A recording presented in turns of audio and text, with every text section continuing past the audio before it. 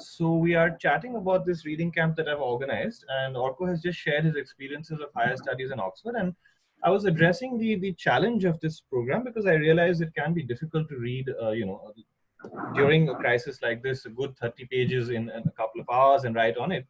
But I was trying to talk about why I'm trying to do this, and I am to some extent sort of catering to those who, particularly those who want to do higher studies. It will help everyone. But higher studies কেন কি হয় is that অনেক সময়, as Orko said, খুব কম সময়ে অনেকটা কিছু পড়তে হয়। তো in those situations, you cannot always read slowly, pore over everything, mull over every word, try and understand. I mean, ideally you should, and as your skills develop, you will be able to do that better. But at a difficult situation ho jaye where you have to develop this skill that we call speed reading. So, for instance, when I was writing the second chapter of my thesis, I very tragically wrote one footnote in the chapter saying this area is understudied. Not much has been written about British women writers and India. And my supervisor gave me a big, what's the polite term for bash? But the point is that he basically said, you know nothing, lad. Here are some books. I myself have written on this, and he handed me a reading list and said, you go and read this, and within 2 weeks you send me a reworked version of your paper which shows some awareness of this. So I had to literally read some 15 to 20 essays, introductions to books, and get a sense of the field in a very limited time. So that's part of the skill set that this exercise will help you develop.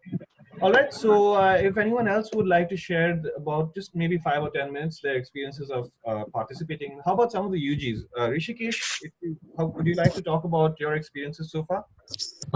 Yes, just sir. the kind of logistics of it. Yeah. I think that it really helped because yesterday I was going through my journal and I could feel the difference in the writing style in the first and the last few entries. There you go. But and it's also been a bit strenuous, mostly when we had our online classes. For every day we had 2 hours of online classes, and then we also had some assignments, and after that the reading journal became a bit taxing. But I guess now that we don't have such obligations, it would be a bit more easier for us. Yeah, that's great. So thank you very much, Rishikesh, for sharing. So 2 things that you mentioned that I'd like to kind of, why this reading journal? Now, many of you were confused, you've not heard of this concept of a reading journal, but you see, it does several things. Number one, it gives you, and I've not asked for a detailed critical response. I mean, sure, if you have certain observations, you can do that. But the basic point is to summarize the key arguments of the author. So number one, it helps you learn how to take a large chunk of reading and boil it down to its essential points, which is such an important skill. Number two, it gives you a way to look up on these things later. ধরো পরে তুমি একটা net পরীক্ষা দিচ্ছ বা for any reason whatsoever, some of these are related to your syllabus. So, you can look up quickly and get a quick reminder of certain ideas. And the third is your writing skill improvement, যেটা ঋষিকেশ বললো, and you see immediate benefits to the extent that, let me tell you about my JNU experience, which I had written about in that PDF I initially sent you. So I spent a few months in JNU just kind of retreating from the world and doing this exercise of writing every day. And what I noticed is that if you do it every single day, even within the space of maybe 20 to 25 days, there is a marked improvement in your vocabulary, in your your ability to be critical, your style of writing. Just the entire process of writing becomes easier. You write faster, better. So you do see immediate benefits. Anyway, that's enough on sort of advertising something that's already doing quite all right. So let's begin our chat today. So the kind of process that I'd like to follow, I kind of gave you posted an order in which we'll go about things. So Sheta Akbar, I have to look up my Instagram because that's where I posted it. So Chokita is here, Rishikesh is here, Pratana, you're here, 3 of you are here. So what we'll do is we'll have 3 speakers reading out their entries. We'll go one by one, and then we'll take questions or we'll have a discussion after a group of 3. Okay. So we could actually get started, if that's all right, with Chokita, who is going to, Chokita from UG 4th Sem, who's written on Why I'm Not a Hindu by Kancha Ilaya. So Chokita, if you'd consider, again, no pressure, if you want to switch on your video, if it doesn't significantly slow down your internet connection, then you could do so. And please go ahead. Okay, sir.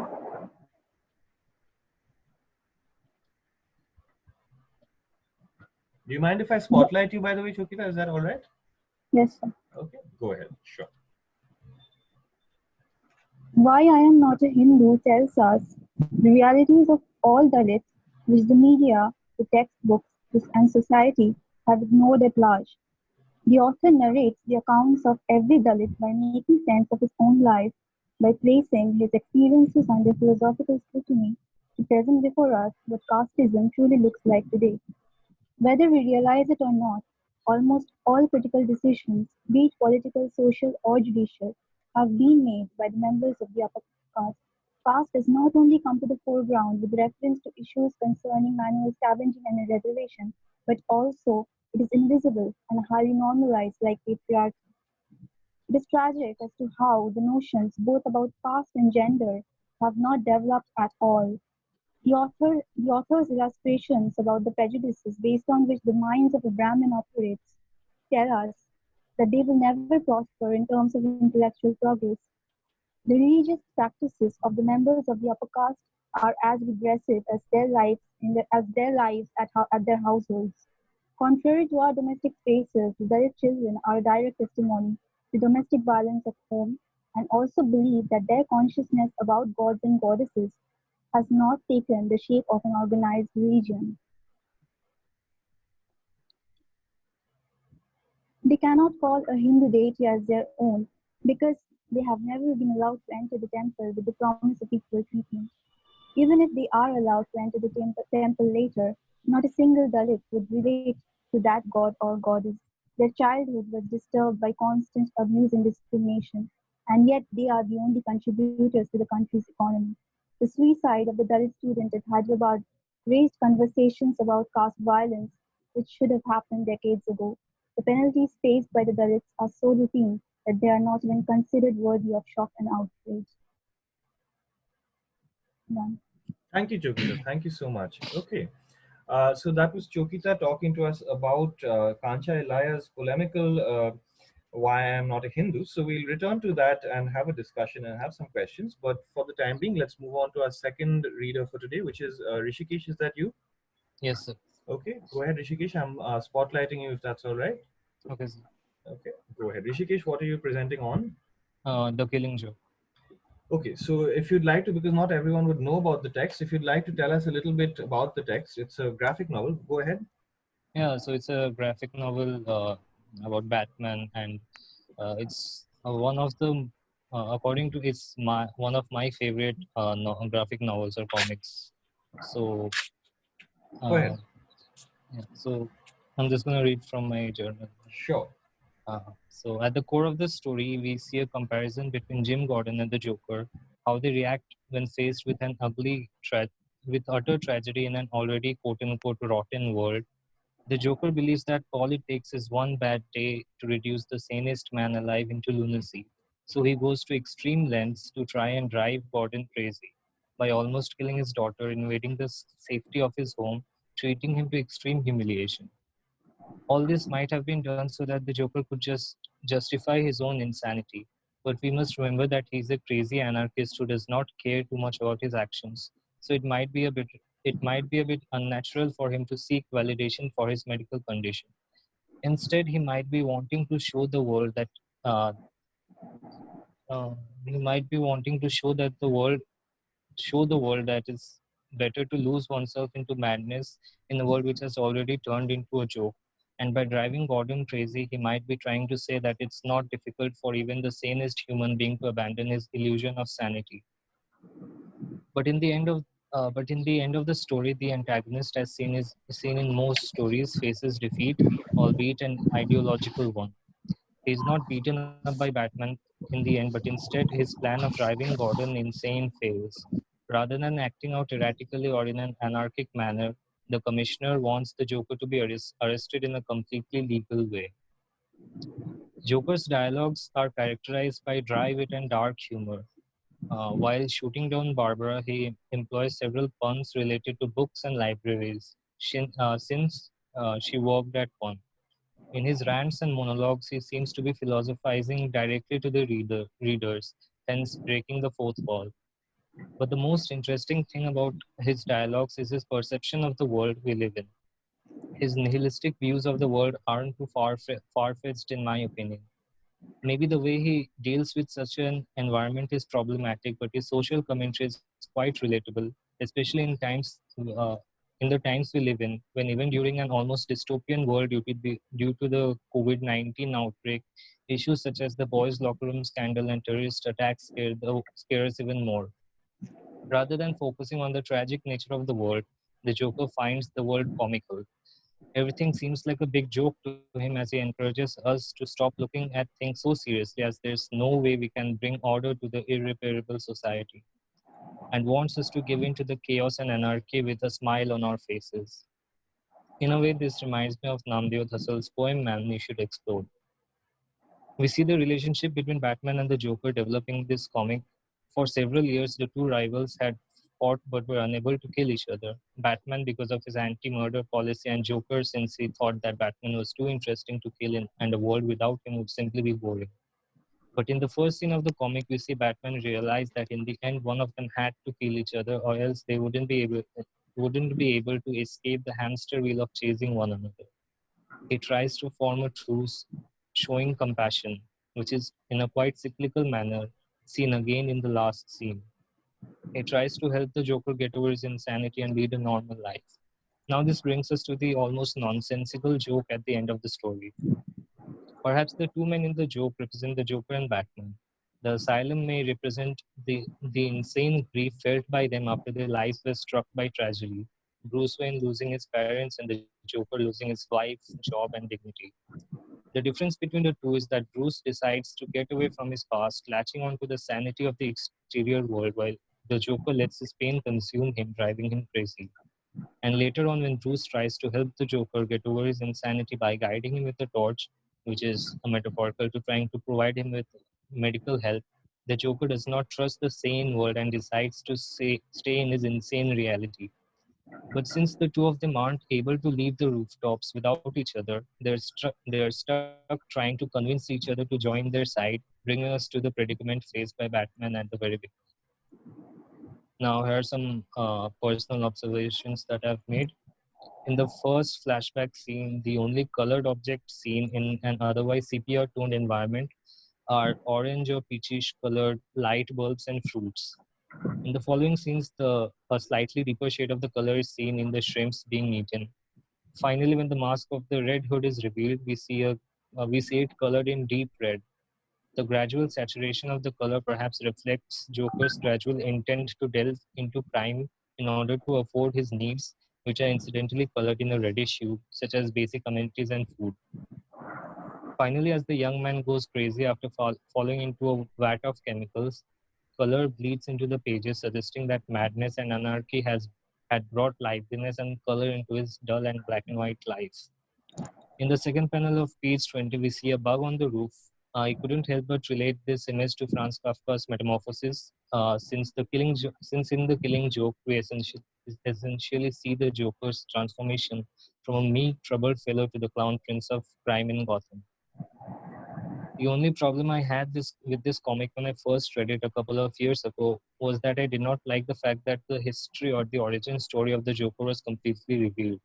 I always thought that an air of mystique was an important aspect of his character.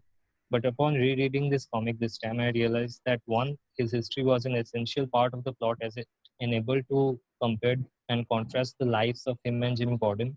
And two, since the Joker is widely regarded as an unreliable narrator, we cannot be sure that this is truly his origin story, as he himself admits he prefers his history to be quote unquote multiple choice.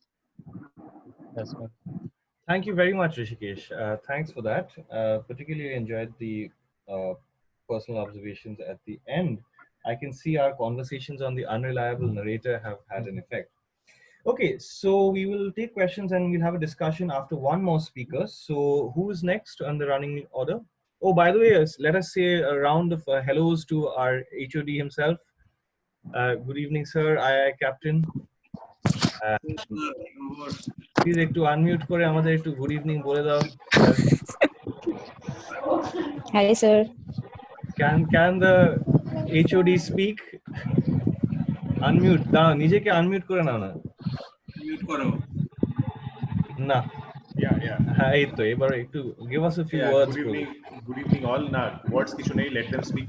I'm interested Orko মানে what's up with that? না একটু spotlight করছি অর্ক এটা ওকে spotlight কর। হ্যাঁ এই তো sir একটু বসে আছে না যে আমি একটু আগে বাজার করতে বেরিয়েছি, দান করে চুলে তেল দিয়ে একটা ফেস প্যাক মানে See, Orko is also like the Joker. But this is the most performative I have seen Orko in terms of his appearance, and this is Orko's perfect. In fact, I response to thought, an insane world, na? No, in fact, you know what? I thought I can't get rid of it before 30 minutes. You know, Orko, what just what I thought, I actually thought that, you know, this is some kind of a resistance against Atmanirbhar Bhavar. You know, there's some kind of, because I think we need to have this kind of performance. Darun. Yeah. Okay. Chalo, let's go ahead. Okay, who is next in the running order? Anyway, yeah. Shall not interrupt. K next. Yes, sir.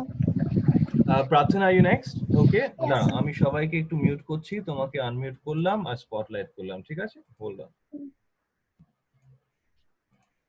Okay, Prathana, go ahead. What are you reading on? On Poison Bread and other short stories, Dalit Okay. short stories. Great. So If you could just introduce the text, or I could, in fact. So, Yeah, okay. no, go ahead. You go ahead. No, তুই বল. Okay, so we had 3 short stories, Dalit short stories. One is Poison Bread, one is Explosion, and one was Promotion. So I'll actually read out from my journal. I have summarized a bit and then I've given my observations. So in the Poison Bread, Bapu Patil remarks with insolence at the young narrator's reply, even if a mahar or a mang gets educated, no one will ever call him a Brahmin. A mahar is a mahar even if he passes LLB and becomes a barrister. So we can okay, I'll just read first. So just after the grandpa of the young narrator begs Bapu Patil to grant him the crumbs of a stale bread, which even the oxen refuse to chew.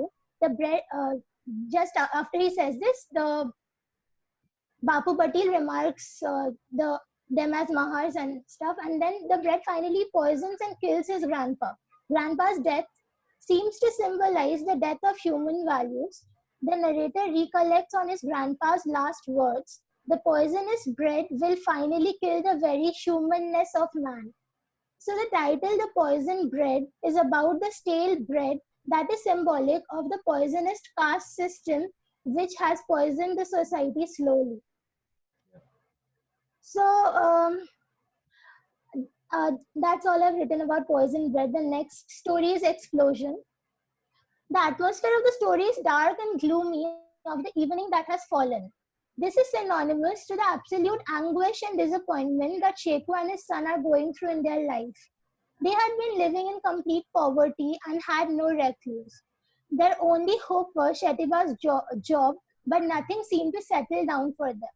The story is accompanied with gaps of silence and speech that depicts the uncomfortable and distressful thoughts, feelings of dejection and inability to communicate and express a part of Shetiba about his repeated failure to get a job.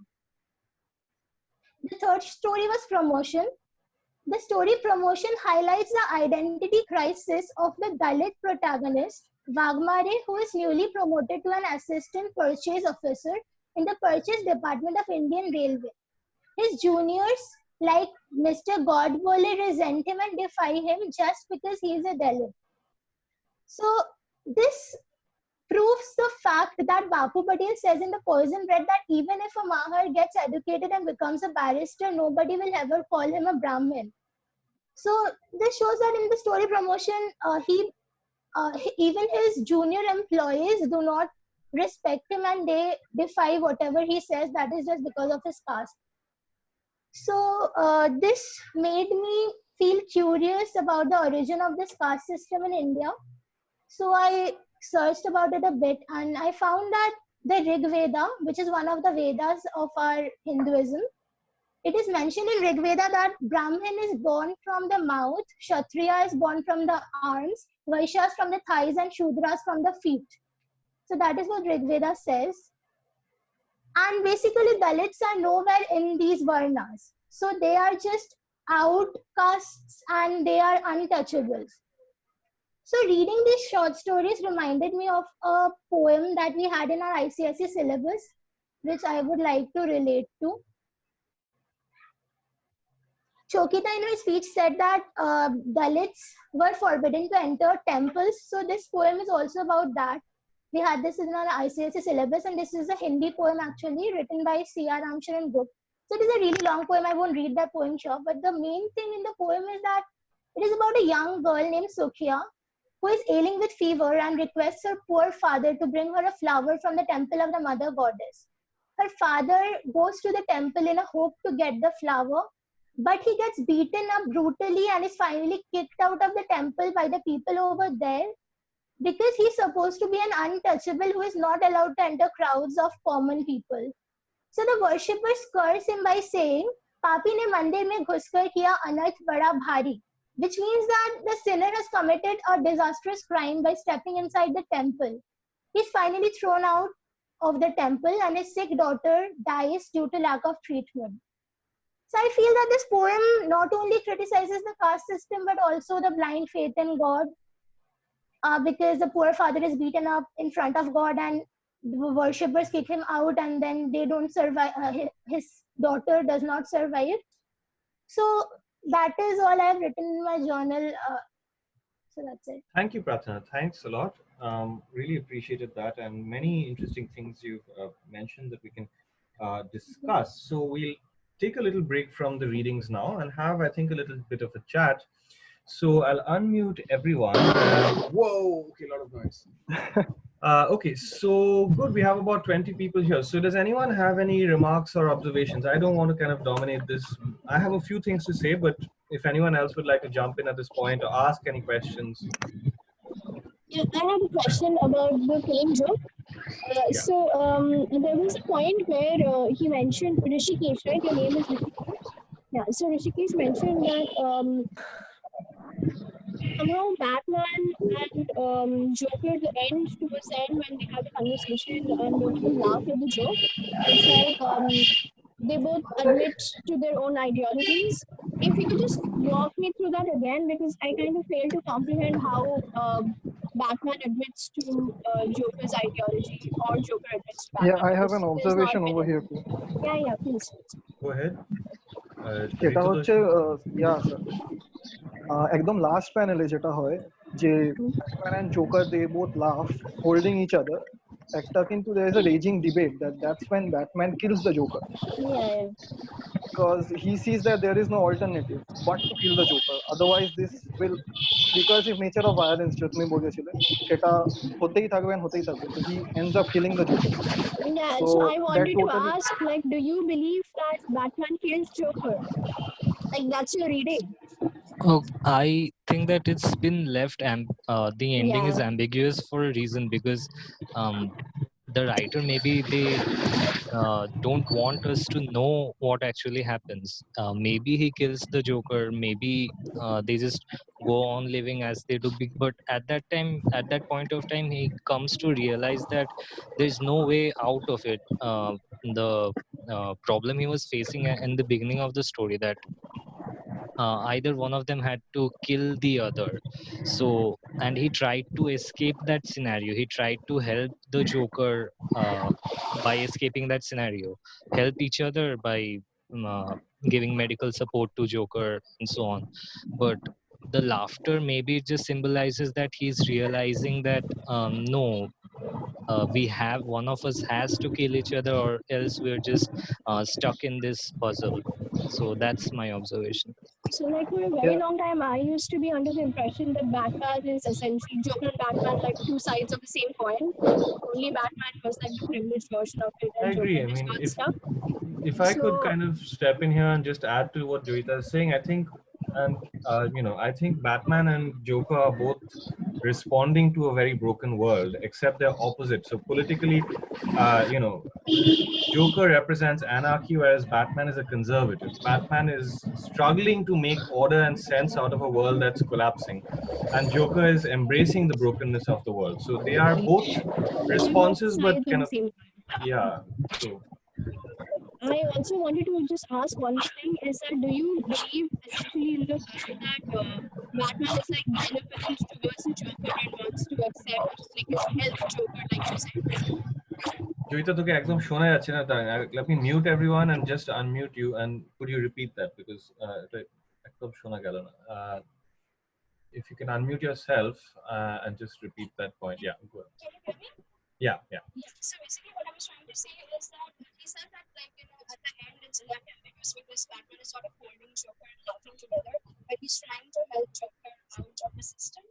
So, in that sense, Batman, in my opinion, suffers from guilt of privilege and wants to sort of help Joker out of the situation he is in.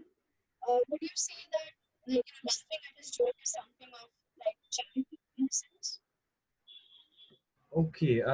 Well, I'm not sure I heard a lot of that, but Rishikesh, if you got any of that, maybe if you would like to respond, or No, I could not Joita, understand unfortunately, it তোকে clearly. খুব একটা শোনা গেল না. But okay, thanks. You already contributed to this chat, so let's see if anyone has anything to say about either Namdeo Dhasal or Poison Bread. You see, and to begin with, see, I would like to kind of talk about my own kind of reservations or my own kind of a lot of sound here. To mute করছি সবাইকে. You know, because one has to locate oneself vis-a-vis texts, all right, and locate, you know, you guys as well vis-a-vis these texts. And one of the things, one of the problematics that Dalit uh, studies, or you know, Dalit literature thinks around, is this process of consumption, or of, you know, the reader vis-a-vis the writer. And it struck me that many of us, if not most of us, would be coming from a fairly privileged position. In terms of caste, I cannot presume to know, but I would say that in terms of you know, our economic status, you know, class, you might say. So let's just say, put it this way: I would assume that the normative reader in our classroom is in a position of you know, socially superior position vis-a-vis the author. So one needs to be careful, and one needs to think about what is the effect of reading this text, because I don't want it to be merely gratuitous. You know, something like this should be transformative, because see, one of the things that is often said is that reading these narratives are a kind of process of exoneration for people who, you know, for Savarna people. You read it, and for 5 minutes you feel, oh, the world is so bad, and oh, these poor people suffer so much, and then you're done. It's a kind of safety valve. It's a kind of outlet for these otherwise. So it can actually be regressive, or it can actually perpetuate the situation rather than address it. So এটা নিয়ে একটু ভাবা যায়. So would anyone like to kind of enter the conversation there? Yes, Pradosh would like to. Go ahead, Pradosh. শোনা যাচ্ছে? হ্যাঁ হ্যাঁ বলো. Yeah. What you said and pointed out is obviously very significant. I think that has also to do with কত আওয়াজ আসছে? Can হ্যাঁ হ্যাঁ শোনা যাচ্ছে, বলো. So I think that has also to do with the idea that, you know, the structures of feeling around which society kind of organizes oneself. So what you are saying about the reading habit and the fact that, you know, there is a certain way in which you could let it off as not being transformative. I think if a transformation has to be worked out, it should start beyond the cultures of reading and into a basic, you know, society kind of you know, is interrelated. So the idea is we have to look beyond into deeper concerns where, you know, where you can accommodate cultures where you don't necessarily read, and the transformation could also be brought in from that position. In this regard, I think Prarthana mentioned something which becomes very interesting. She talked about the fact that, you know, the Brahmin, you know, comes from the head and the various bodily ascriptions of the caste. interestingly, this is something exactly what has been, if you look at the ancient texts and mostly interpolations, through the Brahminical tradition, the idea of caste was very closely associated with a certain uh, occupational, understanding.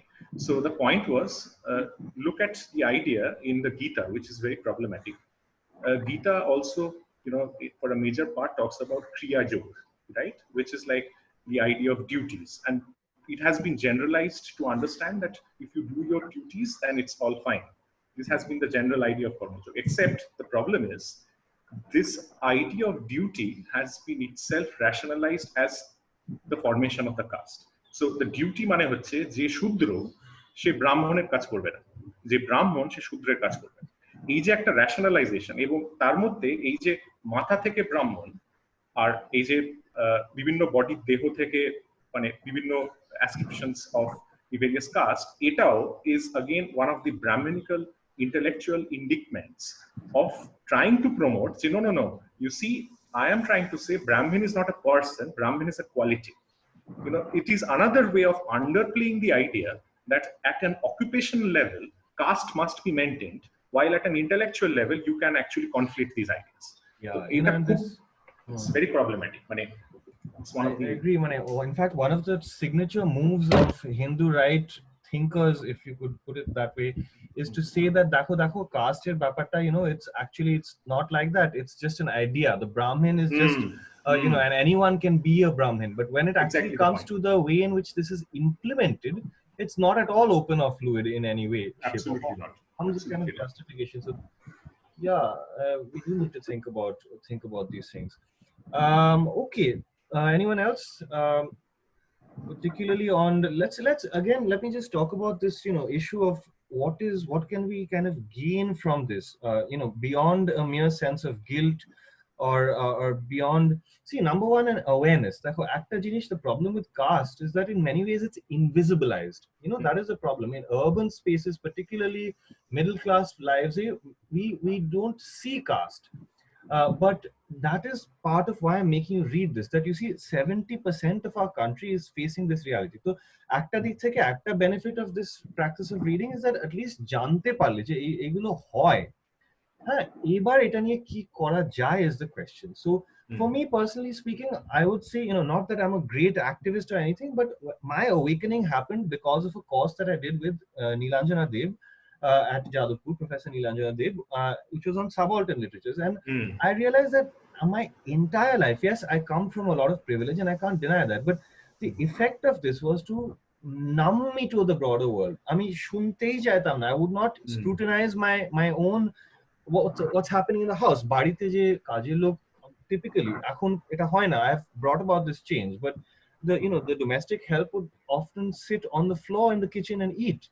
And এরকম জিনিস. So the point is that when I went through this course with Nilanjana, number one, I got to know a lot more. Number two, I started to scrutinize my own life and my own scenario, and that's, I think, something all of us can do. And number three, I became aware of the need to be political. So এখন যখন কিছু হয়, I realized that speak up, go attend rallies. When you can see injustice happening in front of your eyes, then you can at least do something. Produce যেটা বলছে beyond reading, take it beyond. It's not just a textual engagement, all right?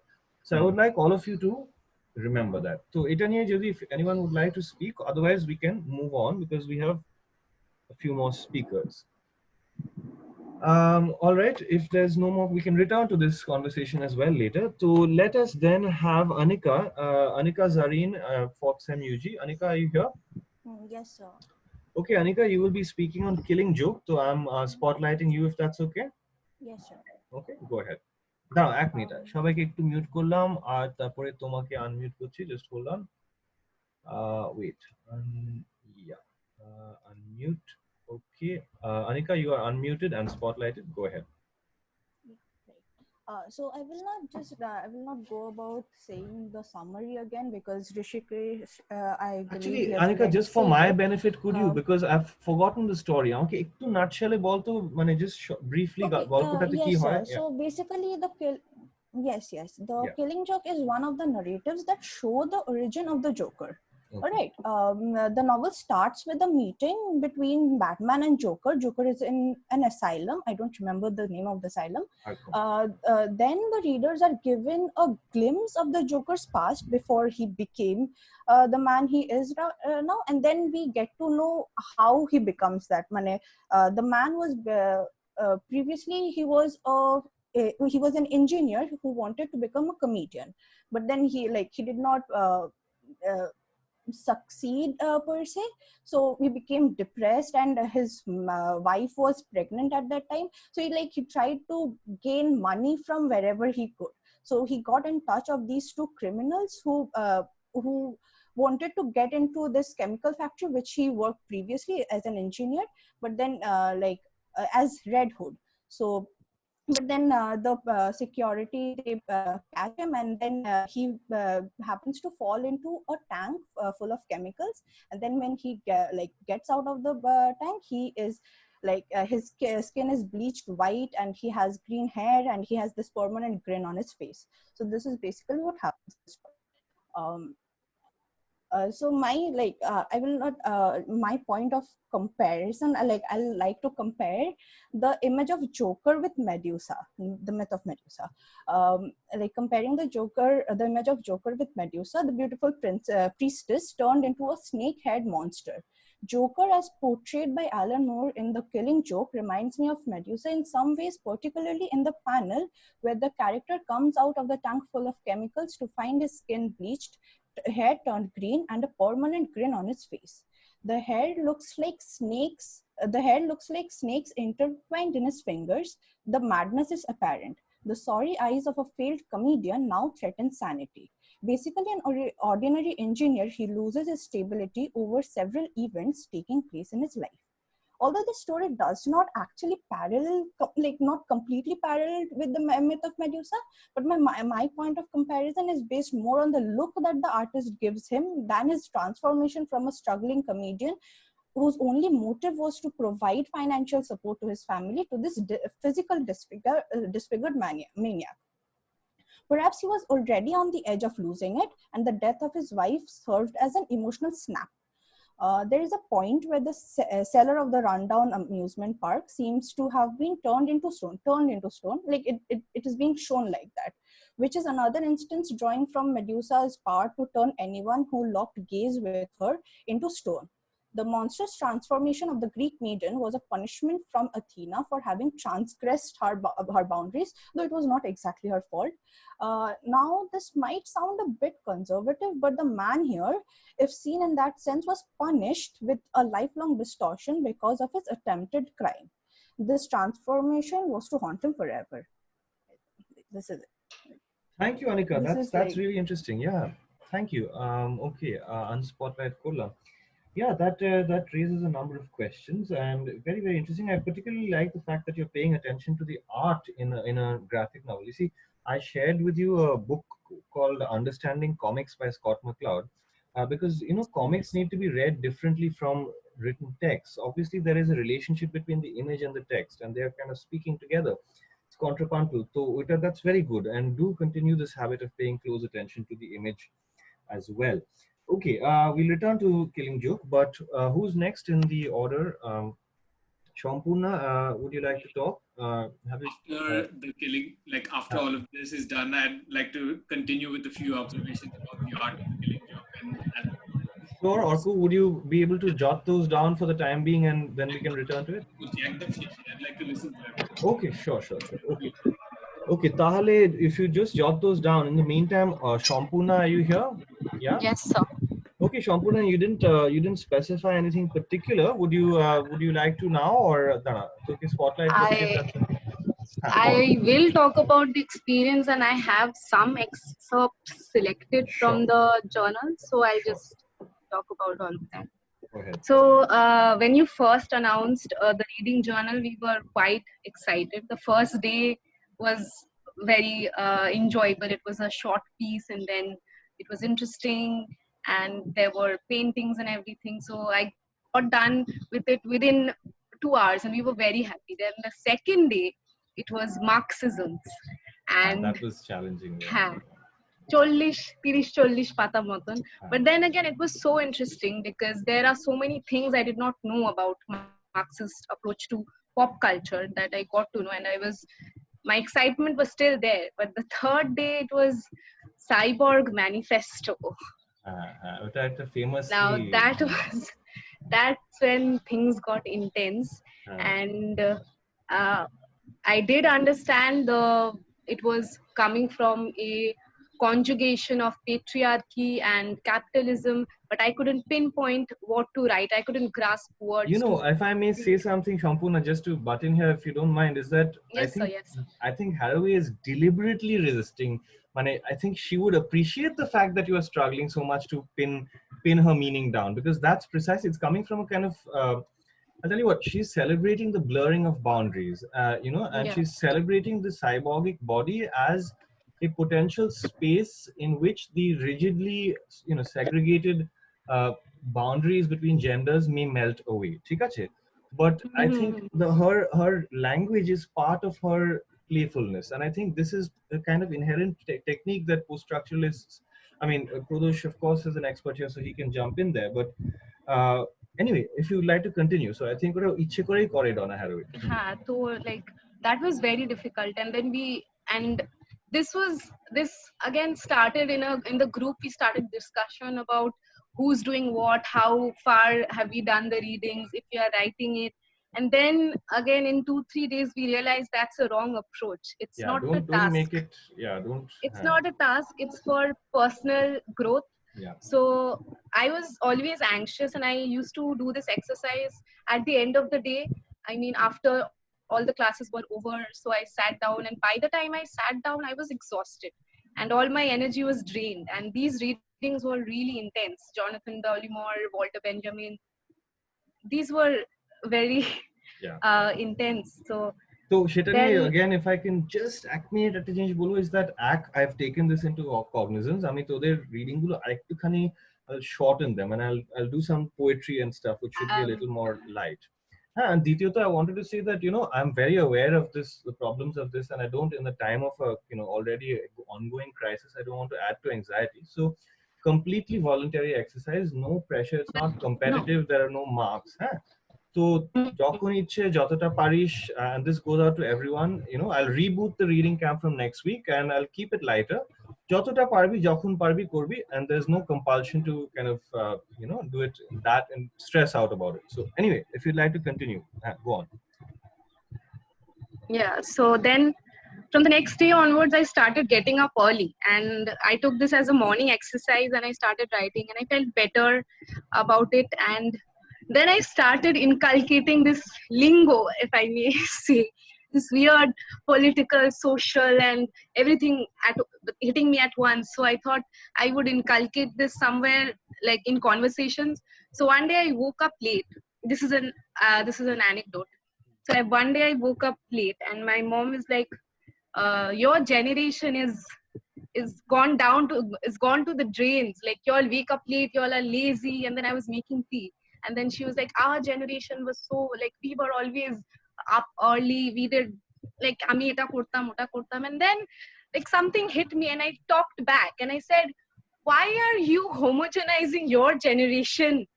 Why are you the representative of your generation? এই জন্যই এসব করছি, মাদের সাথে ঝগড়াটা better করতে পারবি, তো তাই জন্যই এটা, that's the purpose behind this. So I was like, you're not the flag bearer of your generation. You can't homogenize it. And then she was like, if I may add, if it gets really bad, just say it was because of peers. Oh yeah, scapegoat. Go ahead. So I told her that, and she's like, you don't talk back to me. And I'm like, Mom, I'm doing masters now. You should expect some comebacks from me. And then she told me two things. Firstly, that you are doing masters, and I have a master's degree, so watch your tongue. And secondly, even if you're doing PhD and you're living under my roof, you don't talk back to your mother. So while she was sort of reprimanding me, I was taking mental structuralist notes. Okay, her actions and her speech determine the culture here. Like, in this culture, you cannot talk back to your mother. So No, that's really interesting, Shampuna. Again, if I could just say something, because I need to kind of be clear, Jay. Now, we are doing something, all right? And we're talking about the kind of elitism that often comes from academia. But I want us to remain sensitive to the particular socio-cultural niches that we inhabit. And Kiha, is that when you do something that alienates you from your, from the immediate surroundings you're in, that may be dangerous. So I would like us to remain sensitive that আমরা এটা পড়ছি, আমরা অনেক, কারণ অনেক জায়গা with some parents they may not the kind of left liberal views that do dominate our field. Let's be frank, the humanities in general, English studies certainly after post-colonialism does have a kind of left leaning, so সেটা অনেক জায়গায় অতটা easily may not translate with your parents. So I would like you to remain committed and read, and but be aware that we are not trying to push a single ideology onto you. তাই জন্য আমি ইচ্ছে করে ফুকুয়ামাও দিয়েছি আর হান্টিংটনও দিয়েছি, মাকরান পারাঞ্জপেও দিয়েছি. Now this, many of my colleagues may have reservations about this because you might want it to be a more left leaning. আমি রাইটও দিয়েছি, লেফটও দিয়েছি, সেন্টারও দিয়েছি. আমি বলেছি you can get a kind of holistic view of what's happening. But the broader point that I'm trying to make is that don't let this be an exercise in mind washing, and and also don't let it alienate you from your social surroundings. Okay? No, that was all in fun and joke. I mean, with my family, it's all in fun and joke. So then I realized that I should channelize it into a more, not in this environment. So last week I got to talking with Pradosh sir over this drama Rokto Korogi, where I was talking about the individuation that is a culmination of the capitalism that is, capitalism that is inherent in the setting. And then it was an extensive, long discussion, and I felt very smart because I posed a question to Pradosh sir, and he discussed it at length with me. Although some of the things I did not understand because Pradosh sir being Pradosh sir. So, sir, if you want to say something, you can. Would you like to join the conversation? Unmute. That's not a compliment. No, this is well, good. The last thing you want to be as a teacher is to remain obscure as a teacher and not make sense to your students. So, no. I completely, I'm just quipping. No, but it happens. At times what happens is, and this is something which, I mean, without there being any sense of sense of oneself, it is something as a learning curve which we take as well. While we speak to our students, and it's very important, and this is, I think, important as well, that in any kind of engagement, and just an afterthought to what Prayag just mentioned about the idea of why we create such cultures of reading. In fact, it's, my position is not in contradiction. My position is rather that this is rather a very good habit, because this is what we do best. I was rather suggesting that we take this culture of reading as Orko would agree with me, this is more in a Benjaminian sense.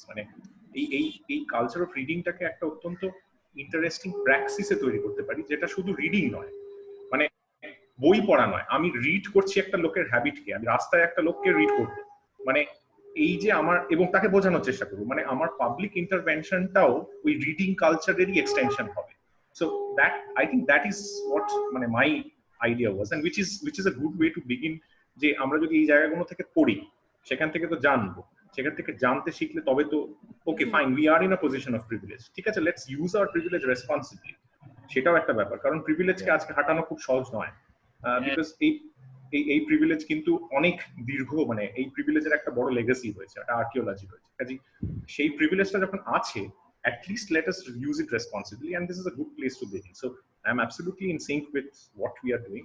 I was just thinking যে জায়গাটা we were discussing that why অনেকে শাই হবে করে যায় বা দেখতে চায় না, বা ম্যাক্সিমাম খুব একটা গ্র্যাচুইটিয়াস রেসপন্স করে, আহারে, মানে একটা খুব ইমোশনাল অ্যাফেক্টিভ জায়গা থেকে রেসপন্ড করে বেরিয়ে যায়, এটা আরো বেশি হচ্ছে বিকজ ইন জেনারেল সোশ্যাল স্পেসে আমাদের অ্যাফেক্টটাই কিন্তু ওরকম, মানে আমরাও খুব সহজে যেটা করি, ওই কাস্টিজমটাকে একটা ইমোশনাল অ্যাফেক্টের মাঝখানে ফেলে দিয়ে বলি, ওই তো আহারে, কিন্তু কিছু করি না, যেহেতু আমাদের সোশ্যাল প্র্যাকটিসের মধ্যেই উই আর লাইক দ্যাট, আমাদের কালচারস অফ রিডিং এর মধ্যে হয়তো আমরা ওরকম ভাবে we can get out of it, মানে not all of us, but যেখানে we are reluctant to read and actually be transformed. তো I think the point of transformation হচ্ছে যেখানে এই সোশ্যাল স্পেসেও আমরা যেভাবে রিড করতে শিখবো বা সেই রিডিং এর যে জায়গাটা আসবে, এই দুটো কোলাবোরেট করতে পারলে আমি জানি না এটা ideal what's Agreed. the And answer. Pradosh, if I may kind of get into this conversation, because you see, this is very challenging. কারণ একটা It is. কি হয় is that there are two contrary tensions, okay? এক হচ্ছে ideally by reading a lot of literature, it's an exercise in empathy. You are learning how to look at the world from other people's eyes. You are engaging with so many in criticism. You're engaging with so many different ways of looking at the world. So সেদিক থেকে it should ideally broaden your sympathy and make you understand people better and make you more humane. But on the other hand, একটা elitism ও এসে যায়, বুঝেছো?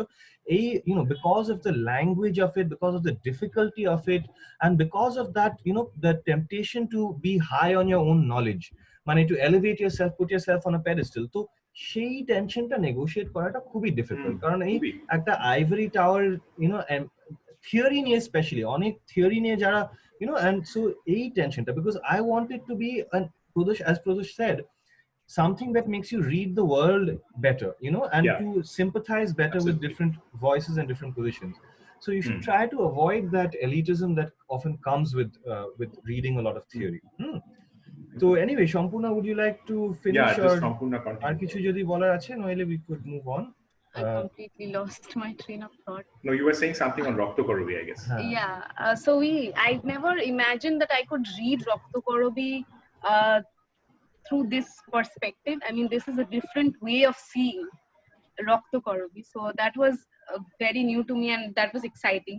And then I started inculcating these reading habits into other literature that I read. And I have a few excerpts. I mean, two excerpts from a reading journal that I wrote on 3rd May, Introduction to Death, Desire and Loss in Western Culture by Jonathan Dolan. So here he talks about desire and how it is the achievement of the attainment of desire that ensues the fall. I mean, ensues death and the fetishization of this death. So here there's a line by Wordsworth: "Man is in love and loves what vanishes." We constantly try to capture something that is elusive. So I have drawn a comparison with a comparison of this line to a Bengali folk song, which is "Tare dhori dhori mone kori dhorte gele dhora deয় না." So I thought this is very appropriate in this context. And this desire itself, the crisis of man has always been driven by desire. We are driven forward by failure, but failure and loss is inevitable, and we are aware of it. This sometimes leads to renunciation, which I've said, which I use the example "Sab moh maya hai," the renunciation, and the other times it multiplies our drive and gives it a fatalistic lift. Fatalistic lift, in other words, I suppose, die trying. Fatalistic lift in Linkin Park lyrics, I suppose, I tried so hard and got so far, but in the end it doesn't even matter. Okay. So Interesting. This comparison, the comparison with songs and literature, I've drawn in That's this. great. That's great. I would always encourage you to think intertextually. I was just thinking, Orko, would you like to jump in at any point, maybe talking about desire? Because see, Jonathan Dolimo's book is so important. I mean, Death, Desire and Loss in Western Civilization. One of the points that I think he says is about how within the Christian worldview, there is no satiation possible. Desire cannot be fulfilled.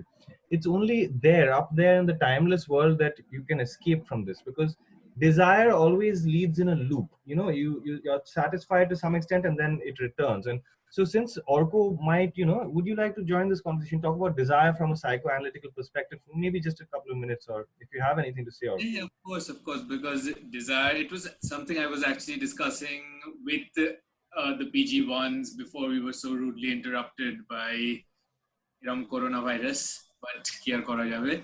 And we were talking about how desire from whether it's a Freudian or a Lacanian perspective, is something that is endlessly deferred. And that is where we were going to this idea of a primeval lost object, right? The objet pétillant, which we were talking about. And that is the theoretical underpinning of the formation of the mind, where you have lost something. It's an object, it's an unnamed object. And all of your life, all of your desires, the desire essentially is the manifestation of a drive, right? And this drive is to find this primeval lost object, where it is going to be impossible and individuated. It is something that could potentially, well, drive you mad, which is why instead we end up manifesting the fulfillment of desire in many ways, including religion, overconsumption. There's this very, especially in the capitalist paradigm, overconsumption, there's this very interesting theoretical text by this 19th century German philosopher Thorstein Veblen called, what was it? The Theory of the Leisure Class, wherein he conspicuous consumption.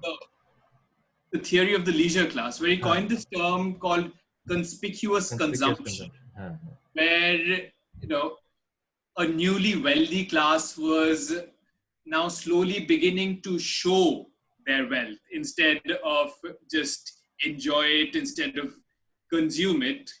They needed it to be visible as another extension of this fulfillment of desire. So in a sense, that becomes an anti-Christian, especially an anti-Protestant impulse, where you are meant to put your head down and work, right? If anyone's read Max Weber's Capitalism and the Protestant Ethic, you'll see that Veblen in many ways is the antithesis to that.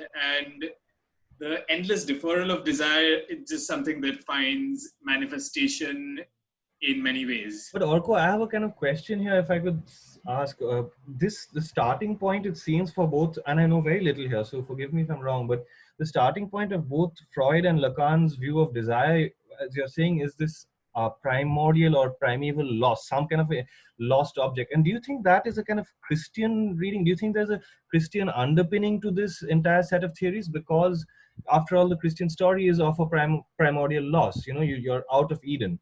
And do you think there's a danger in universalizing that framework and applying it to non-Christian contexts, and to suggest that this Freudian Lacanian model of desire, which begins with some kind of loss, is that perhaps there could be some kind of epistemological violence in kind of sort of being prescriptive about that? So if you would like to maybe. So I appreciate that point made, but I think here it's the other way around, rather, in that the frameworks that psychoanalysis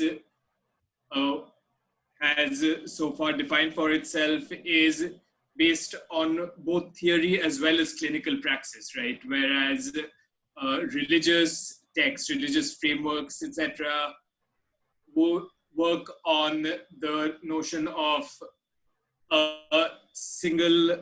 usually a singular text. That's true for all the Abrahamic religions, at least, of a singular text that becomes prescriptive.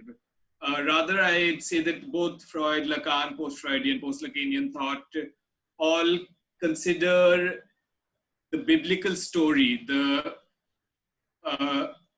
loss of this, again, primordial object being Eden. So there is a pre and post-lapsarian ideology there, right? And that sense of lapse itself, that you mistakenly stumble into a world of consciousness, is something that is very much the underpinnings of psychoanalytic theory, but I think it finds its manifestations in writings such as the Bible and several other medieval patristic thinkers, because it's not just the Bible that finds its prescriptive descriptions here, right?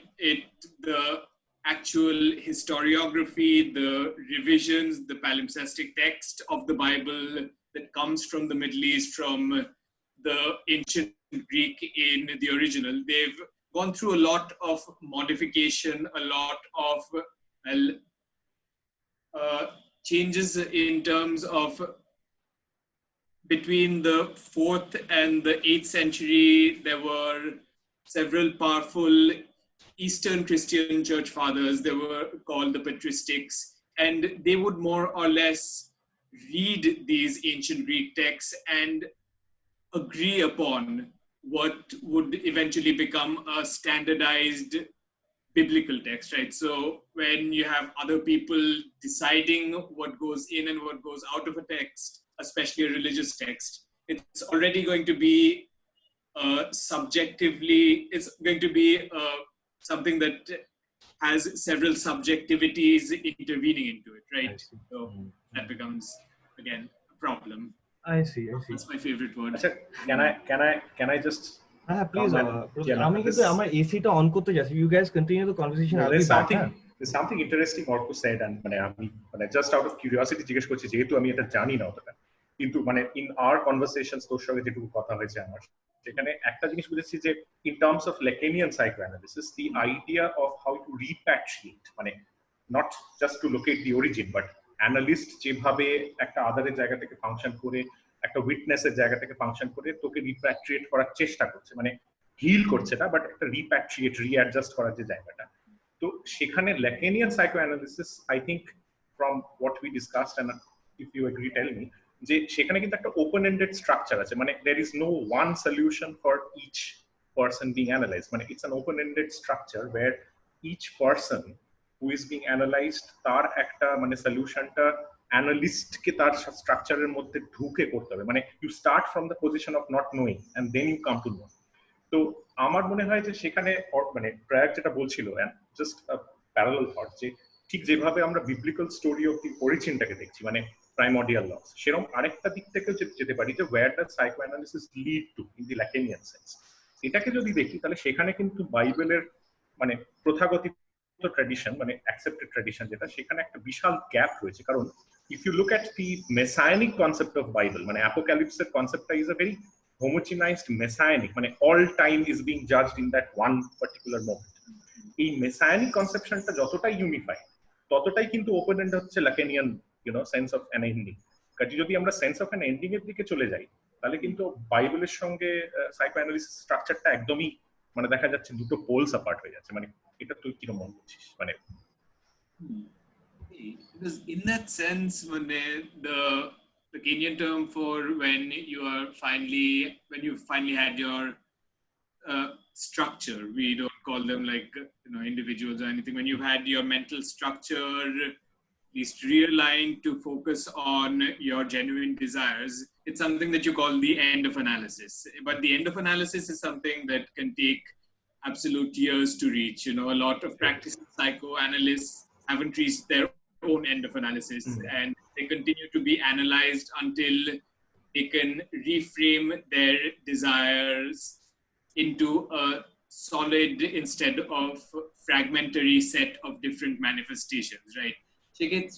The Book of Apocalypse in particular has actually had a debatable sense of inclusion in the Bible, in that it's the Book of Revelation. Sorry, not the Book of Revelation. Yeah. It's been debated as to whether it actually is part of the Bible or not, because it is quite late on that this vision of the apocalypse by this one Peter, John of Patmos on an island in Greece was put together, and whether it becomes a canonical biblical text itself has been under debate. But most লোকেরা theorize করে যে লোকটা গাঁজা খেয়ে পড়েছিল, এটা লিখেছে, which I can highly agree with, because how else do you see a giant red dragon and a woman clothed in the sun, etc. Well, Orko, imagination বলে একটা জিনিস হয় যেটা not necessarily dependent on stimulants, but not dependent, but is definitely aided by well, this is on record, so let us be careful, watch our words. But okay, Shall I Yeah, we are take us recording. back let's to go to the students. let's go to the students. So I think next is Atri. Are you next? Hello Atri, can you hear me? নিজেকে একটু unmute কর। হ্যাঁ sir আছি। এক second, আমি একটু সবাইকে mute করলাম, এবার তুই আবার নিজেকে একটু আনমিউট কর। হ্যাঁ, and spotlight করছি এবার। If you would like to tell us, Atri, what are you talking about? So I'm dealing with Harari's Sapiens, which actually had more than a critical reading from my end. It had a more personal experience, a narration of a lot of personal experience, stories that I have grown up with, heard about, etc. So basically in this Atri, one second, if I can just ask you to maybe just give us a little idea, because everyone hasn't read it, ওই চ্যাপ্টারটাতে কি বলে? Sure. So the chapter is titled There is No Justice in History, and he talks about how different communities always have hierarchies, and these hierarchies are how can I say, are demarcated by history, and more than history is the society who marks it. And for society, it's a theological perspective that they rely on for marking of these hierarchies. In the same way that we were talking about how caste system came from Rig Veda, there are talks about that as well in this particular chapter. Also, there is also this concept about the gender issue which always arises, the man and the woman, the hierarchies which define this, and the caste structure as well. So with keeping all of this in mind, I wanted to share a lot of personal experiences which I actually had. If I may proceed, sir? Yeah, please go ahead, and you're in a safe space. Yeah, sure. Incidentally, if you'd like me to pause the recording, that's also another possibility, because No, I'm fine with it. Because it's nothing that I'm embarrassed about. At the end of the day, it might seem as if I'm bragging about my family because I'm so happy about them, but yeah, maybe that's the issue. So my grandfather was a Brahmin, and that's the society dictated caste for them. However, he went to become a policeman, and he was one of the best in his job. So while being a Brahmin by his caste, he chose a profession which was inherently Kshatriya. So he actually transcended the boundaries of what the society dictated and what he chose for himself. He let his mind and his work speak for him throughout his career. And even then, when he met different people of lower classes, untouchables, Dalits, the Shudras, whatever you want to call them, there are incidents where he met one of them, and they wanted to give him something to eat in the evening. So they gave him muri, and instead they didn't have oil, and by mistake they mixed kerosene with it, and he still ate it because he never judged who gave what. He really respected every person of every class, never demeaning anyone until it was basically what his job was. He hated people who were drunk. He used to hate them like anything. That was something he did. He was like, he would be like, "Ora shodrabe na." No, not drunks. Drunks who would come back home and torture torture their families. So that's one for that. It's not you, hopefully. So basically, he was so different about it. And even my uncle, there were cases where he helped out. I remember I was coming home with my mother. We had gone outside for some work, and it was late in the, like, around the time we have for lunch. So we were just coming up the stairs, and my uncle we knew that mama khete bosheche. So we come up the stairs and we see a woman of the lower class, a Kajil Mashi type person, who's coming down the stairs with a thala, glass, bati, everything in her hands, and we are like, ki holo kesta. We go upstairs and we see that he gave away his food so that another person could eat. A person he didn't even know, a person he didn't even care about, just a person who he wanted to share humanity with. So I'm from a family I'm proud of who doesn't think much about caste and class. We always, like, it's uniform in my family at least. My grandfather, he also hated this discrimination, and it was proved when the whole family revolted against my mother marrying a man who was not a Brahmin, and yet my grandfather got hold of my father who was not, and they are happily married. So exactly. So yeah, the caste. He was a my grandfather. He was a well-educated man. He came out of these privilege. He had privileges. He came out of them, and he thought for the society. He thought he started a transformation from himself, and yeah, that's it. Okay, thank you very much, Asri. We Yeah, will. I have some questions, but we'll return to you.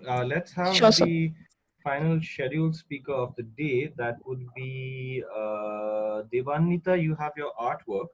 So Shita, I will share. Devanita has reacted to Foucault. Achit তোকে একটু unspotlight করলাম, हाँ, sir. unmute করলাম সবাইকে. We'll return to your. I do have some questions actually there, but Devanita has sent me this JPEG of her painting, in which I think she has responded to Foucault talking about Jeremy Bentham. It has been a long time since I read my Foucault তো এখানেও যদি একটু ফুকোর প্যানাপটিকনের ব্যাপারটা একটু আমাদের বলতে পারি সেটা ভালো হয় in the meantime আমি তো ইয়েটা let me open the artwork to begin with. This takes a long time, sorry, my computer is very slow. Yes, okay, so this is Devanita's art. Okay everyone, আমি সবাইকে mute করলাম এবার. Devanita, if you'll just better you give me a little hands up, a little where's Devanita? Oh, I can't actually see Devanita. She Hello. Oh, there you are, there you are. Okay, great. Devanita, আমি screen share করছি. You didn't want the video on, you said yesterday, so I'll that's fine. So right, unless you like, because the artwork should be visible, right? So আমি screen share করছি, if that's all right, to show the Yes, yes, artwork, sir. and then you can. Yeah. Okay. So hopefully people can see this now. এটা হচ্ছে right. Can people see the screen? Someone, can someone please unmute themselves and just say that yes if you. Yeah, we can. So, Okay, Can great. confirm. Okay, all right. Devanita, if you'd like to go ahead. Yeah. Yeah, so means I basically don't know a lot about Foucault, but I would rather focus on my reaction after reading the essay that Sir shared, Introduction to Foucault. So the idea of Panopticon is not new to us. We were introduced to that idea earlier while we were reading some detective short stories. So we were introduced to this basic gaze that is the concept of Panopticon. So why what interests me about this is if we all read the essay, no, all haven't read the essay, it's just UG, right? So he speaks about, Foucault talks about classification and subjectification. So the essay is very long, but I'll be only focusing on these two particular areas. So classification and subjectification, and before I would like to share a small extract, like not exactly an extract. There's this book called Veronica Decides to Die, and it's by Paulo Coelho, and there's this small story that a character Zedka tells, and the story goes like, there is this a magician. He wants to create chaos in a kingdom. So what he does is he poisons the well in from which all the people drink, all the subjects drink, and the only people who do not drink from that well are the king and the queen. So everybody is now poisoned by the magician, and they are like maddened. So the king tries to bring order, but nobody actually understands him. And therefore he wants to give up the throne, and then the queen comes with a suggestion that why not we also drink from the same well, and then we'll also have the same characteristics, and then we'll be able to understand the people. So the moral of this story goes like that: when you are talking sense but the majority around you is saying something different, then there's always this self doubt that I might not be making sense. So in the previous discussions, like lot of you spoke, and the repeating word was privilege, right? So so why is privilege important in this drawing? Because privilege, Foucault talks about classification. Now, classification, and there's also an example in the essay. He says that every time your ideas are different, like ideas about politics, ideas about sexuality, ideas that are not like the usual idea, like what the majority thinks. If we had learned about this term called the spiral of silence in our mass communication classes. So a spiral of silence is a very small group of people whose voices are never heard because the voices of the majority usually differ from this group of people. So then these people tend to be classified, like separated. The classification makes it easier because it's very easy to point them out, right? It's very, the moment you are pointing out the difference, you can form a power structure. And the moment you're forming the power structure, you can create a barrier, and then you can enforce the power structure. So what I'm trying to say is that this privilege, privilege has a certain hierarchy, and there's this top of the privilege. Now let's put the and let's introduce a panopticon. So if you can look at the drawing, there's the panopticon that I have drawn. It's just a symbolism, but then the panopticon is usually like it was initially used in okay, 1 minute, am I audible? Yeah, perfectly. Yeah. Yeah, so the panopticons were very popular in prison. And what happened, like, it's very unlikely that anybody has seen a prison, but even if you like go to a courthouse, like a courthouse as in a district courthouse, so what happens is that uh, let me explain it with the help of a prison, it's better. What happens is that there's this tower which is in the middle, and then all the prison cells surround that tower. So and there's a person standing each room of that tower, so that everyone who are in the cells, you can keep an eye on them. So even at a certain point of time when there's nobody present in that tower, you always have the fear that somebody is looking at you, somebody is supervising you, and therefore you panic and you do not do something which they do not want you to do. So if you have like been to a regular district court, I mean not the ones that you see in the Bollywood, even the most realistic ones are nowhere close to a usual sessions court or a usual like a district court or a high court. If you ever have been to one, you'll see that uh, like uh, we have very less judges compared to people who are walking in. So what they do is like, and I'm speaking from personal experience, what they do is there's one police officer in the front and there's one police officer in the end, and then they form a queue, and then there's a rope, and then they enclose it just like you carry a herd of sheep. They carry these prisoners away.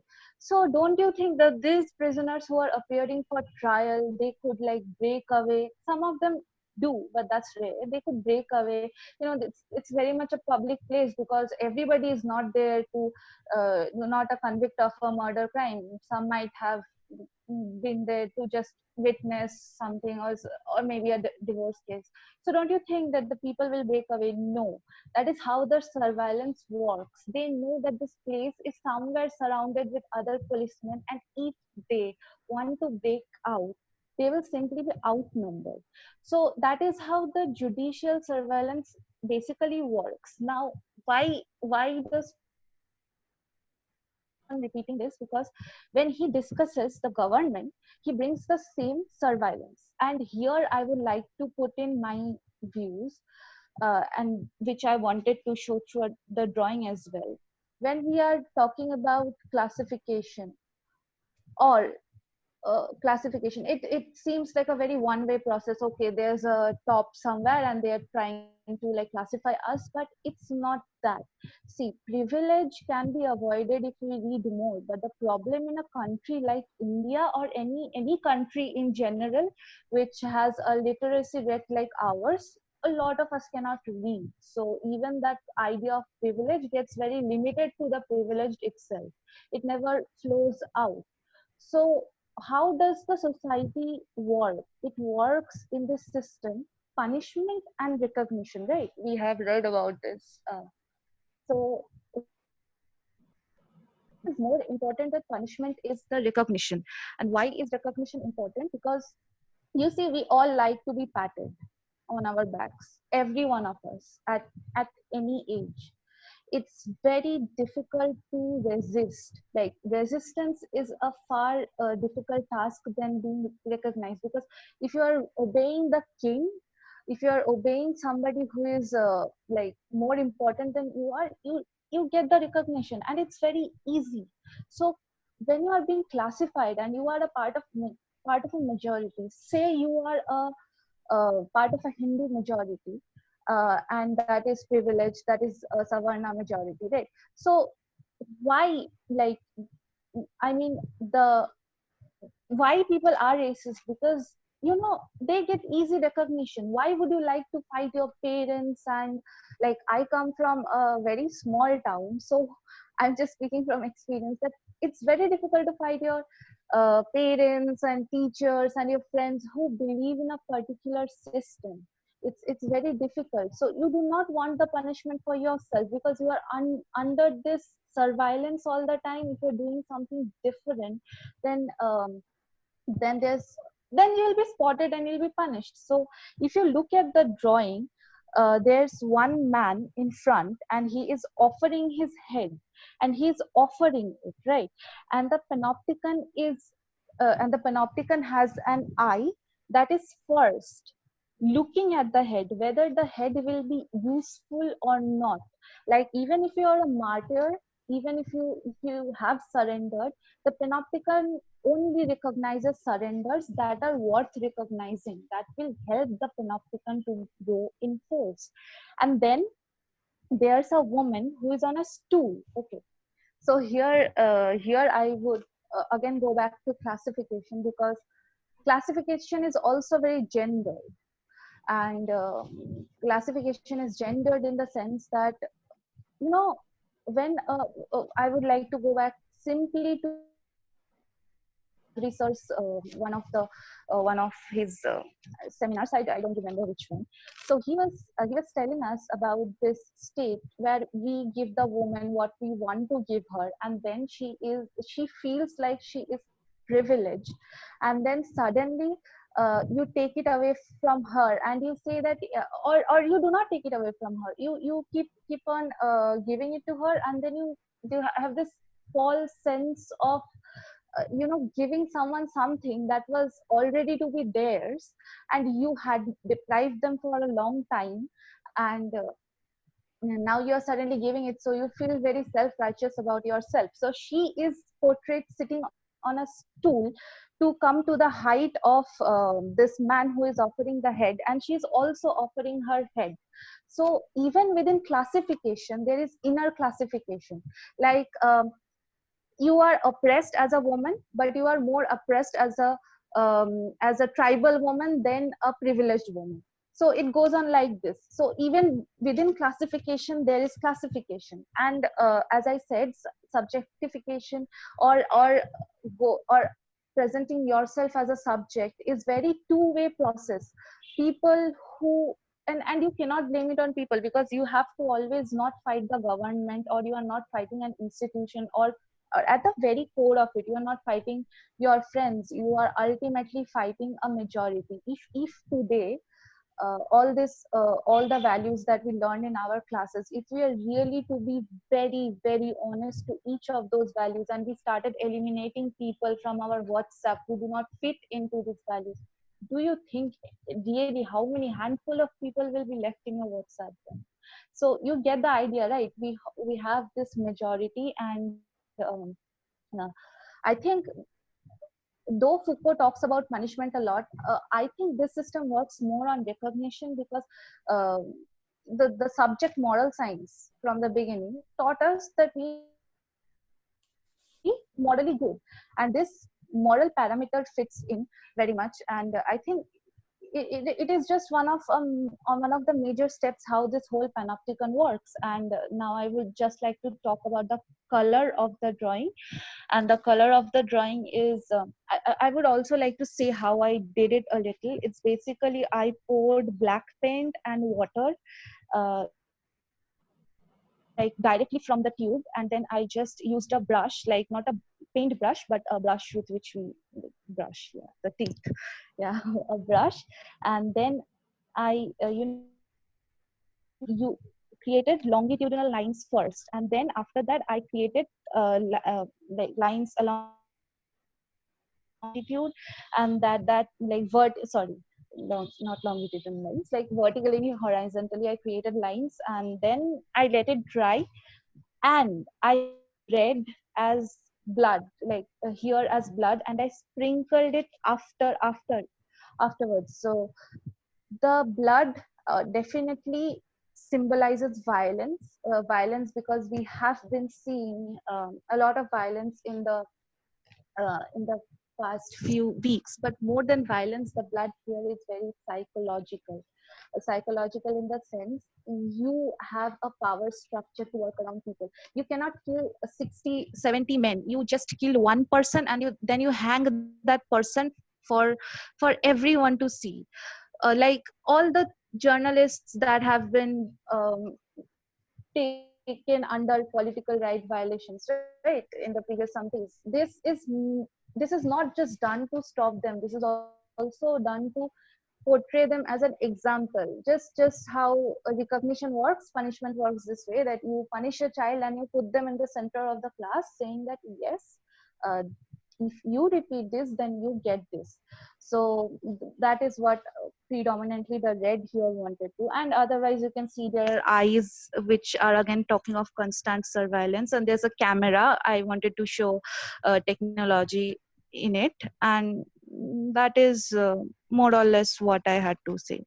Okay, thank you very much, Devanita. That's excellent, and you raised a lot of interesting points. You know, one thing I would suggest, since you're talking about recognition in this process of subjectification, you would benefit from reading Gramsci, and Althusser. Althusser more than Gramsci. Althusser has this term interpellation, where he's talking about the uh, way in which power sort of works on people is to address you in a particular way, and you respond to that and become interpellated. So if I hail you on the street as, by your name, Devanita, you respond to that. So there's a two-way process where you're addressed in a particular way, and by responding within those terms you become subject to that power, or you understand what I'm saying. So the state addresses people in particular ways.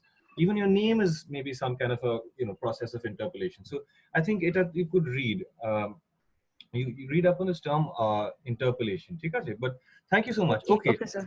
Great. Now let's open this up. So that is the end of our speakers. But I'm unmuting everyone, and let's have a chat. Let's have a discussion, particularly on the last two.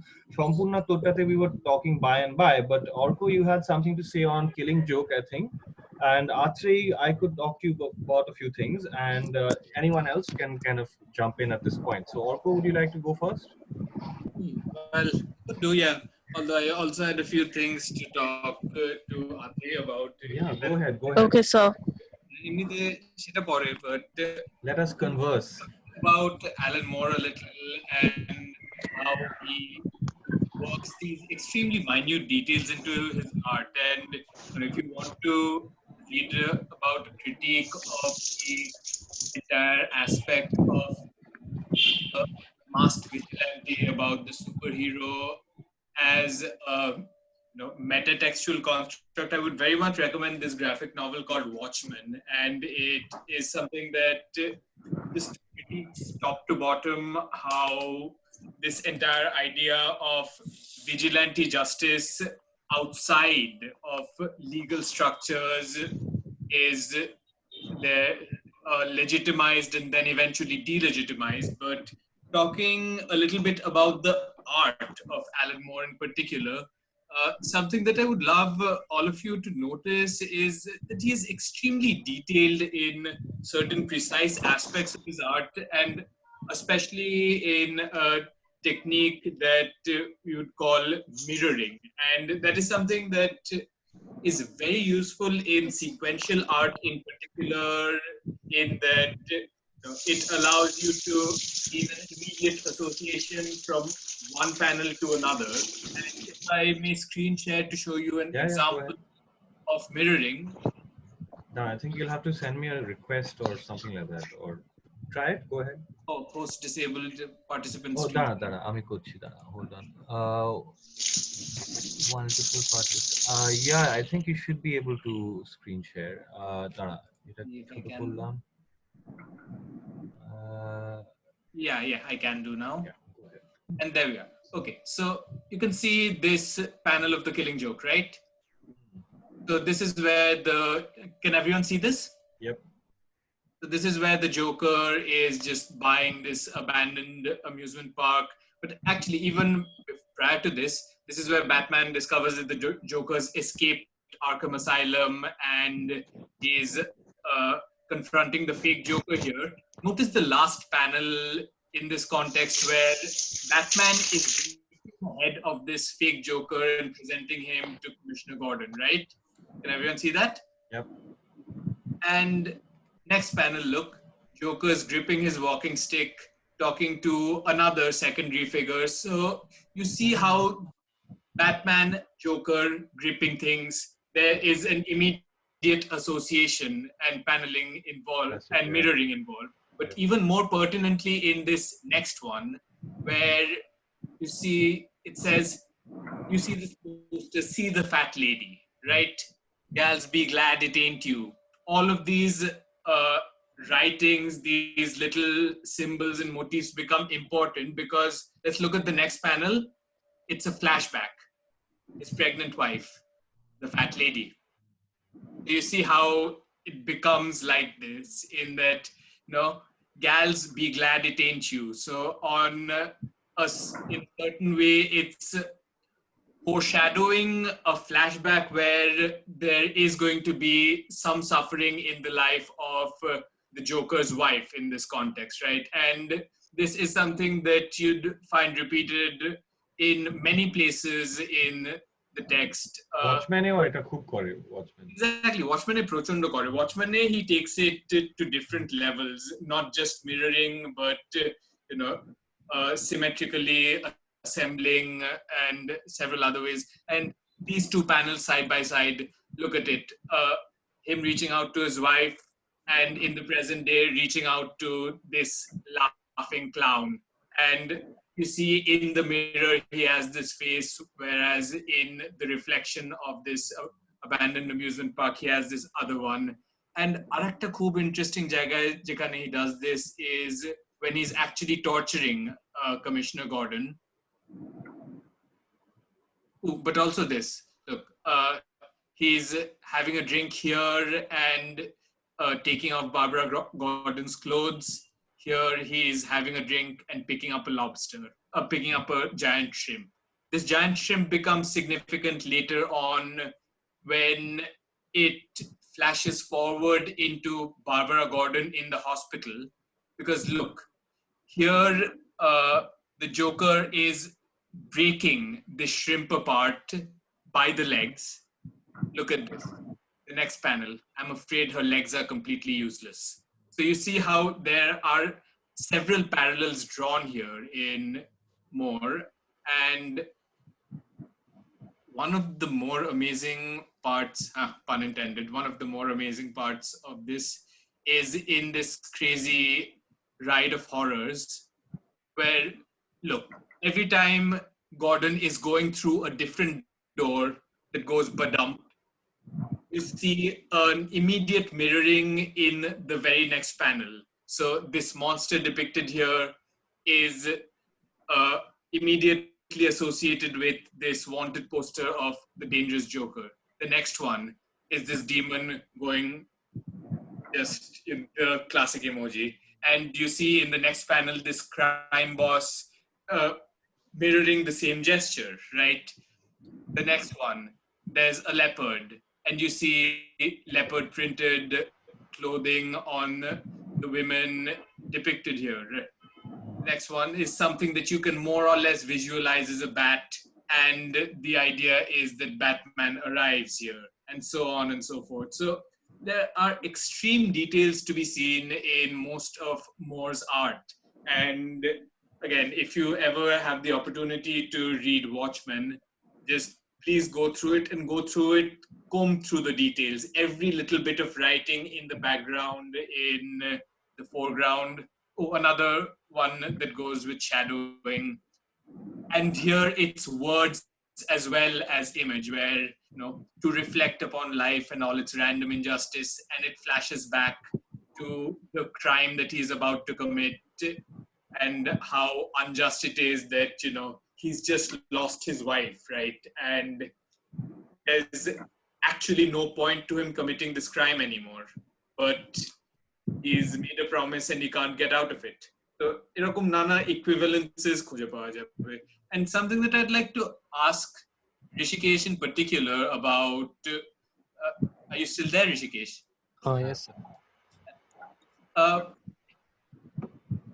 What do you think about the joke that the Joker cracks at the end? You talked about it a little bit, but you placed Batman in a position of sanity and Joker in a position of insanity. But I think Prayag already addressed that these are just two very different manifestations of responding to brokenness in the world.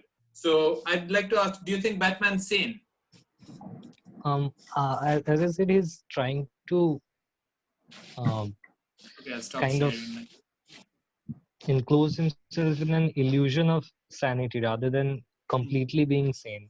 And we see that it's not just Batman who's trying to help the Joker by giving him medical support or institutionalization.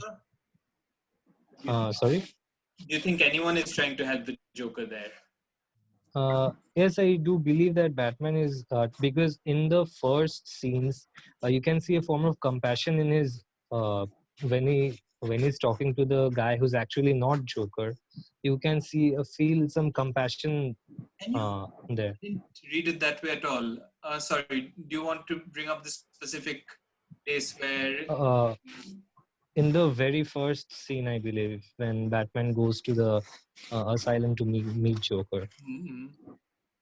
So I believe that Batman is trying to pull Joker into sanity, but at the same time, throughout the story, we see Joker doing the same thing in the opposite way. He's trying to prove to Batman and the world that no, insanity or just accepting the cruelness of the world and laughing at the face of it, it's much better than trying to stay in an illusion of sanity. So that's the kind of parallel I could draw. And where do you think Jim Gordon fits into this? Jim Gordon, it's basically, as I said, it's. Why do you think you picked Jim and Barbara Gordon here? Because Jim is kind of seen throughout most of the comics as someone who's completely institutionalized, as Joker himself says that such cruelty can even drive the sanest man insane. Even in The Dark Knight by Christopher Nolan. Sorry, what did you mean by completely institutionalized? I agree with what you're saying, but I want to know what you meant by it. I'm not sure if that's the correct term, but he's someone who we would consider like he's a point of sanity. He's like the moral center, or he's sort of May I ask people, just open it out to everyone, why and how? He's the normal guy. He's the kind of paradigm of normalcy and decent middle class living, right? I mean, I'm not an expert on Batman, but no. Something we tend to forget here. I wanted to. Go ahead, Anika. Is that you? Okay. Yes. For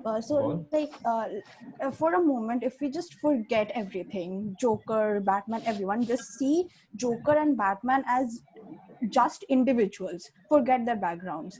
Is it because Batman has this backup kind of a thing by this policeman and the institution that Orko was trying to say? Is that because of that why we're thinking that Batman is sane, or like can that be a reason? Like, just because he has the legal institution with him, probably that is what leads us readers to believe that he's sane. Yeah, so his madness is finding expression and support within certain, certain, which I yeah, think brings institutions. back to Miki's painting, for example, Exactly. and how how certain gazes are legitimized by its enforcers. I believe Jim Gordon was picked, Barbara Gordon were picked here as enforcers of this sanity, because that is what the police are meant to do, right? They are meant to enforce our socio-legal structures in a certain way. And I draw your attention to what Jim Gordon says after Batman finds him naked and shivering in that He cage. tells him to sorry. Yeah. sorry That we need to bring him in, and we need to do it by the book, yes. right? That by the book becomes a place of extreme significance, because if they don't do it by the book, Jim Gordon does lose his center of legitimacy in allowing the existence of Batman in the first place, because these are both extra legal individuals, right? So that becomes a point that I think is significant in understanding the Killing Joke. Fascinating. I'm done. So sorry for monopolizing the No, not conversation. at all, not at all. I would say let's because we I think should wrap up soon. Let's have a few more conversations. If anyone would like to respond to Atre, I would like to say that I again uh, I appreciate the fact that you are reading texts and applying them to your life, which is very much the point of this exercise. But Aktai kind of danger hoy is in in constructing a kind of hagiography of individuals. We may tend to forget systemic injustices and structures. So the one I'm sure your grandfather was a decent individual. Certainly so, and it's wonderful to find someone who can, to whatever extent, step out of these systems. But just to kind of, I would like to question the purchase or the value, or on the other hand, the possible problems of constructing any kind of hagiography or celebrating an individual as having escaped this. And I don't know, Orko, if anyone else would like to kind of, do you understand? Yeah, Orko, go ahead. Yeah.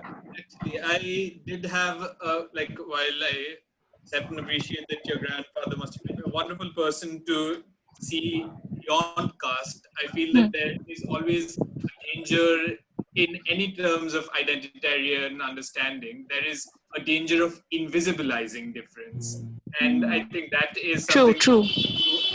That used to affect all of us worstly in many of the cases. So like the problems outside would enter the problems of at home, because of he forgot to blur the lines at time. He forgot that the lines were blurred in the first place. I think one thing you particularly said, you said he doesn't think about caste and class, and you celebrated No, he the fact doesn't. that Yeah. I think we need to think more about caste and class. You know what I'm saying? So Yeah. I don't take this as an attack in any way.